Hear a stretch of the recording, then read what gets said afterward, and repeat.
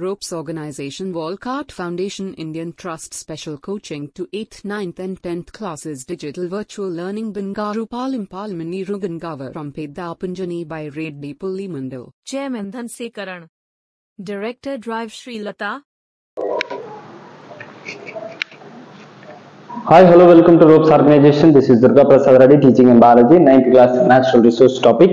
So previous video already we are discussing about the natural resources, what are the types, and we are discussed about the different spheres. So last video we are discussing about the 4 types of spheres. So what are the spheres means hydrosphere, lithosphere and atmosphere and biosphere. Now we are discussing about the component of the biosphere. So what are the components of biosphere? So in this video we are discussing about the components. So components means which is the effect of the biosphere. So biosphere lo unnatuvanti components enti ante. So biosphere components there are divided by 2 types. Biosphere components are divided by 2 types. One is biotic. So biotic components and abiotic components. So these are the 2 types. So components is basically divided by 2 types, biotic components and abiotic components. So biotic components, what are the biotic components? Plants, animals, microorganisms, etc. So biotic components which is alive, ఏదైతే జీవంతో ఉంటాయో అలాంటి వాటిని ఏమని పిలుస్తామంటే biotic components అంటాం. So జీవకారకాలు అంటాం. So ఏవేవి జీవకారకాలు అంటే ఇందులో మనకి ఏవి ఉన్నాయంటే ప్లాంట్స్ వస్తాయి, అనిమల్స్ వస్తాయి, మైక్రో ఆర్గానిజమ్స్, ఈ మూడింటిని కలిపి మనము ఇంకా రిమైనింగ్ ఏవైనా ఉంటే సో వాటి అవన్నీ కూడా దేని కిందకి వస్తాయి అంటే బయోటిక్ కాంపోనెంట్స్ కిందకి వస్తాయి. ఎస్పెషల్లీ ప్లాంట్స్ అంటే మొక్కలు.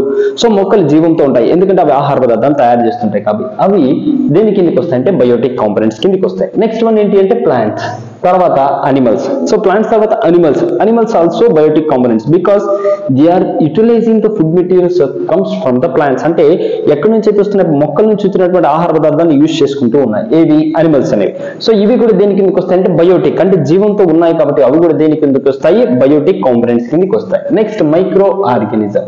So micro organisms also the biotic component because సూక్ష్మ జీవులు కూడా ఏంటంటే వాతావరణంలో ఉన్నటువంటి వాటిని యూటిలైజ్ చేసుకుని they are also surviving. So ఇవి కూడా జీవంతో ఉంటాయి కాబట్టి వాటిని జీవకారకాలు అంటారు.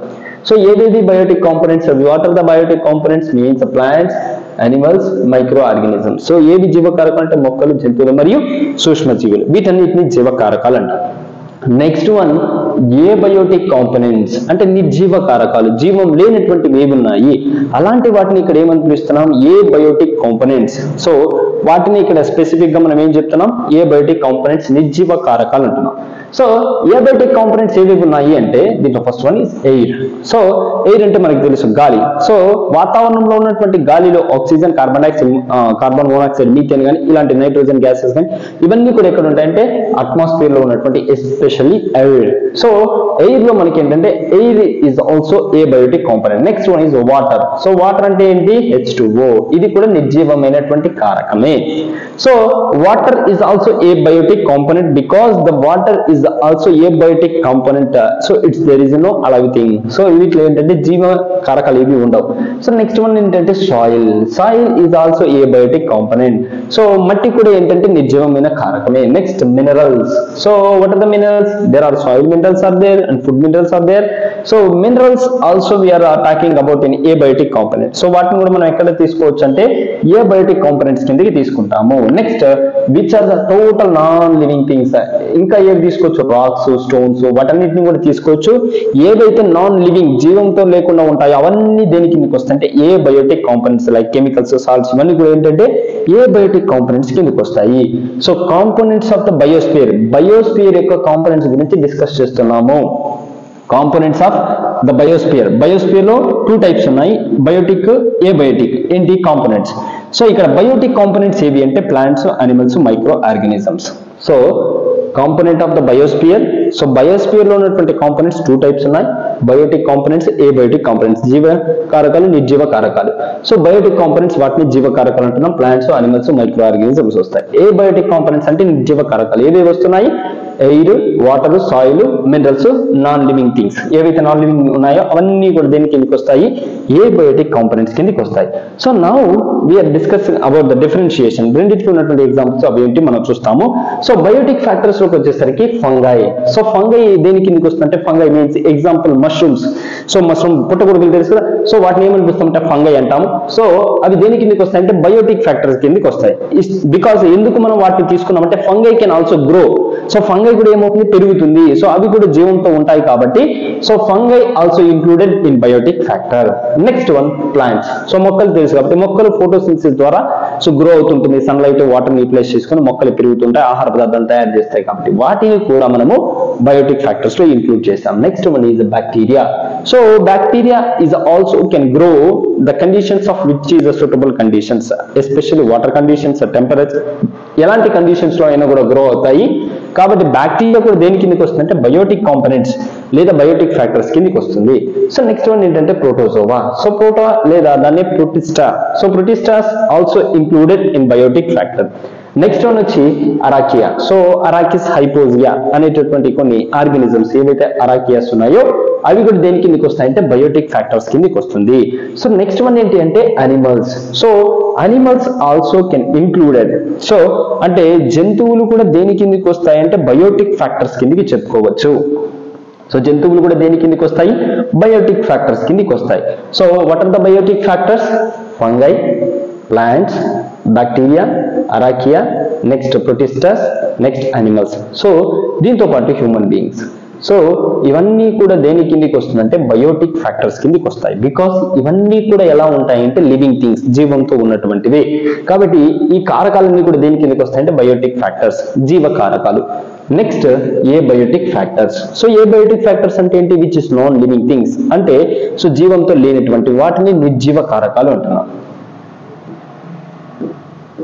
నిర్జీవ కారకాలు. సో నిర్జీవ కారకాలు ఏవేవి ఉన్నాయంటే first one is air.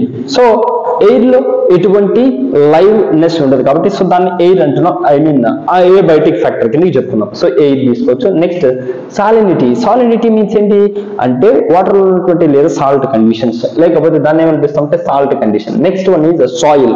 So soil is also abiotic factor. First one is air, next salinity, next soil. So these are abiotic factor. Next one is temperature. So temperature also abiotic component. Temperature is also abiotic component. Next light. So కాంతి కూడా ఏంటంటే abiotic component. ఉష్ణోగ్రత abiotic component, కాంతి abiotic component. Next water.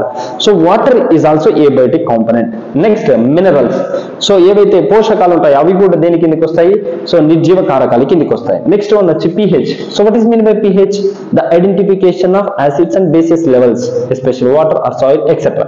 So ఏదైనా ఒక దాంట్లో ఉన్నటువంటి acid nature లేదా base nature ని identify చేయడానికి వాడే మెజర్మెంట్ నే pH అంటాం. So pH is also abiotic factor. Next one humidity. అంటే హ్యూమిడిటీ అంటే తేమ. సో తేమ కూడా దేని కింద వస్తుందంటే abiotic ఫ్యాక్టర్స్ కిందకి వస్తుంది. దేని కిందకి వస్తుంది? abiotic factor. సో ఇక్కడ మీరు ఇంపార్టెంట్ గుర్తుపెట్టుకోవాల్సిన విషయం ఏంటంటే abiotic factors and biotic factors, నిర్జీవ కారకాలు, జీవ కారకాలు. సో ఇందులో లాజిక్ పాయింట్ ఏంటంటే biotic factors always depending on abiotic factors.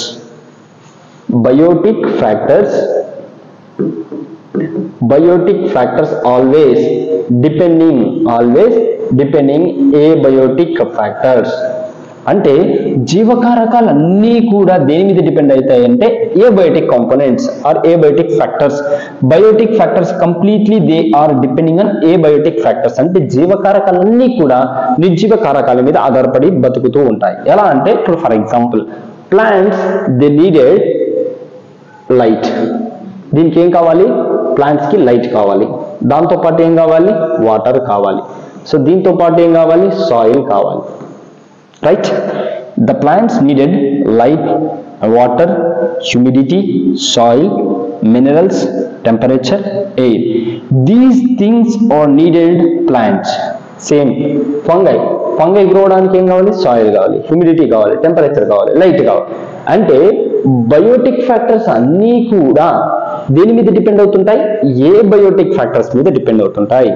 So biotic and abiotic components the both are present in biosphere. Biosphere లో బయోటిక్ కాంపోనెంట్స్ ఉంటాయి, ఏబయోటిక్ కాంపోనెంట్స్ రెండు ఉంటాయి. But always biotic factors are depending on abiotic factors. So this is truth. So ఇది నిజం. Biotique factors అన్ని కూడా abiotic factors మీదే ఉంటాయి. So human beings also needed light, condition, water, humidity, pH ఇవన్నీ కావాల్సిందే. సో ప్రతిదీ కూడా దేని మీద డిపెండ్ అయి ఉంటుందంటే ఏబయోటిక్ ఫ్యాక్టర్ మీద డిపెండ్ అయి ఉంటుంది. So this is components of biosphere. So ఈ వీడియోలో మనము కాంపోనెంట్స్ ఆఫ్ బయోస్పియర్ గురించి డిస్కస్ చేసుకున్నాం. సో దీనికి సంబంధించి మీకు ఏమైనా డౌట్ అనిపిస్తే కామెంట్ బాక్స్ లో కామెంట్ చేయండి. Thank you and all.